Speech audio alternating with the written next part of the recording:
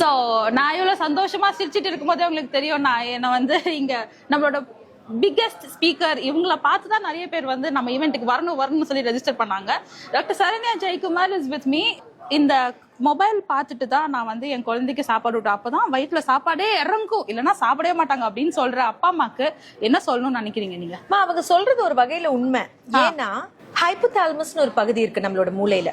அந்த ஹைப்போதாலமஸ் தான் உனக்கு பசிக்குது, ஓகே நீ 3 இட்லி சாப்பிட்ட போதும் அப்படின்னு சட்டைட்டி சிக்னல்ஸ் மூலியமா சொல்லக்கூடியது இந்த ஹைப்போதாலமஸ். ஓகே, நம்ம நல்ல நல்ல சாப்பாட சந்தோஷமா அந்த குழந்தைக்கு ஒரு டேபிள்ல தனியா உட்காந்து மைண்ட்ஃபுல்லா சாப்பிட்டு பழக்கிட்டோம்னா இந்த ஹைப்போதாலமஸ் நார்மலா வேலை செய்யும். இல்ல நான் போன ஐபேட டிவிய காட்டி காட்டி என் குழந்தைக்கு சாப்பாடு ஊட்டி பழகினா இந்த ஹைப்போதாலமஸ் முழுங்குறதையும் டிவி வாட்சிங்கையும் கனெக்ட் பண்ணிடும்.